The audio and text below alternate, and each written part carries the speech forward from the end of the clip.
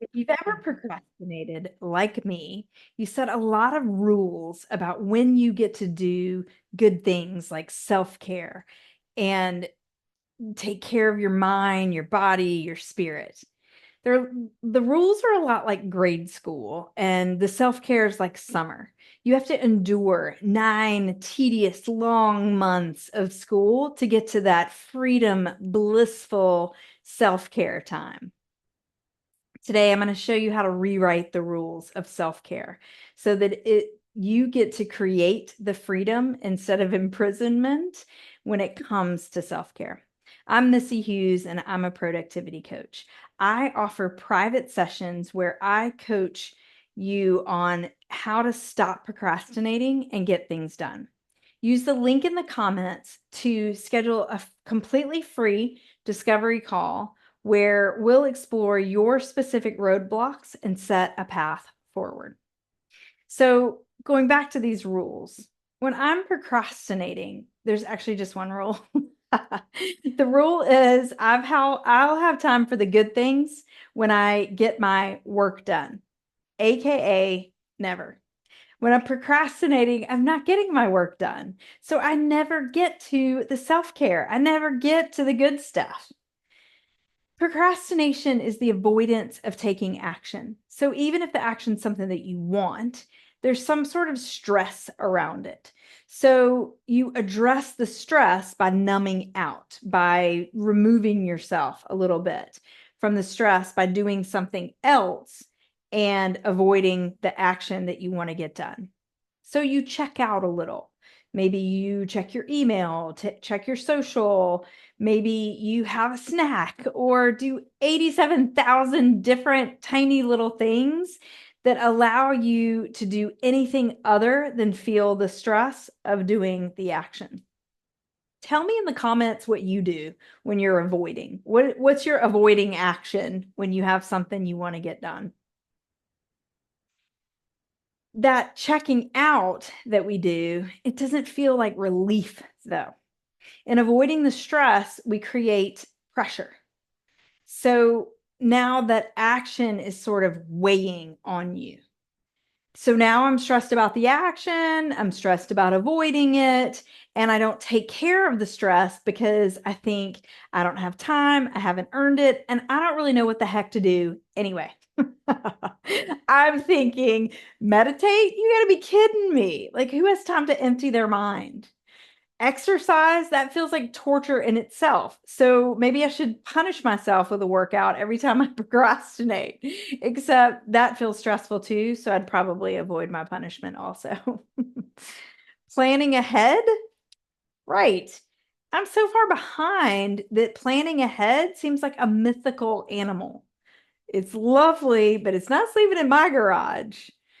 So, number one, actually taking care of yourself, self care, kind of feels like a fairy tale. It doesn't feel real. It doesn't feel real in the life that normal people live, or at least the normal procrastinators like my world. So, part of the problem here is that there's a common misconception that self care is pampering, like baths or massages or nail treatments. In other words, somebody else or something else is taking action in order for me to feel good. In the bath, it's not somebody else, but I'm dependent on that thing, on that warm water, the Epsom salts. I mean, they sound great, right? But they don't sound like what I'm going to do. Oh, I'm not going to do this project. I'm going to go take a bath. That's not reality. I mean, it might be. It's not productive reality though, right? When we think of self-care as pampering, we're in that fairy tale. I prefer to think of self-care as setting a baseline for my future self to succeed so that she feels cared for and loved by me. So now that may sound a little fluffy to some people, but think about it. Imagine that someone makes you a thoughtful meal that is delicious and it gives you energy. Amazing, right? On the other hand, imagine you go on a date where you get all dressed up, the person's supposed to prepare a meal for you, and they sling you a Pop-Tart and then ask you to clean their house. Would you go looking for the next date? Would you feel cared for? Would you feel that that was thoughtful? Not really. It wouldn't be a good foundation for a future relationship, right? So if we are setting a good foundation for the future relationship with ourselves, for our future selves that are getting things done, what would that look like? Well, here's some baselines for self-care: food, movement, sleep. These baselines take you out of the fairy tale pampering and get you into real life, real things. So when I have nourishing food, I don't get hangry. I think more clearly and I have more energy. When I move my body, I feel stronger. I sleep better and I have more energy. When I sleep well, I crave sugar less. I think more clearly and I have more energy. Do you see the theme here? Incidentally, when I'm thinking clearly, feeling stronger, and having more energy, I get more things done. I avoid less. I'm able to deal with stress better. So, this brings me to the second challenge of self care, which is thinking that you have to earn it with work.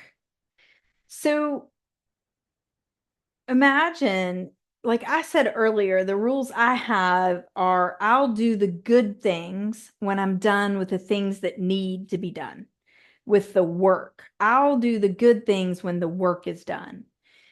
But I want you to imagine this. Imagine you have a dentist appointment. You go, you have to get to the dentist appointment through a car, through a bus, through an Uber, through somehow. You got to get there. You don't earn the drive from your house to the dentist appointment. It's just part of getting there. You get there, you're dressed, your teeth are brushed, and you're on time. That's what makes it a successful appointment. And then you turn it over to the dentist and the hygienist, and they do their work, right? So when you do your work, you don't have to earn self-care. It's part of getting there. So picture this. You make sure that your mind is clean. So, like, you're making sure your teeth are clean before you go to the dentist. You clean your mind. And some tools for that are sleep, meditation, journaling, where you just drop all the thoughts out of your head onto paper. Those are great tools for kind of cleaning your mind, brushing your teeth of your mind, right? Preparing for that work. When you prepare your body or you get dressed, you use tools like nourishing food, like movement, stretching, mobility, strength work, whatever you like to do, walking the dog, walking around the block, taking in a deep breath. These all prepare your body or get you prepared for your work. So these are just some suggestions of self-care tools that you can use. And these tools allow you to be on time for your work instead of avoiding. So when you start to think of your self-care like hygiene, just like you brush your teeth to get ready for work, you do self-care to get ready for work. It's easier to make it part of your prep work and not part of your reward for work. So when you think you have to earn self-care, it's a reward after the fact. But I want to offer to you that self-care is an amazing way to make you ready for work. So there's two things that you got to do in order to make self-care part of your life. Number one, you have to throw out the thought that self-care is pampering. The pampering myth makes self-care a fairy tale instead of a reality. Instead, think of self-care as being a thoughtful, way that you take care of your future self. You're meeting her needs. You're not giving her treats. Number two, you release the lie that you have to earn self-care. As long as you harbor this thought, you will keep avoiding self-care just like you avoid your work. That increases the stress around all of it. With stress and pressure and not taking a lot of time not doing what you want. Instead, think of self-care as the baseline for doing your work. It's the hygiene that you maintain in order to get things done. If this has been helpful for you, like this video, subscribe to the channel, and go to the comments and sign up for your free discovery call where we can look at your specific circumstance and make a path forward.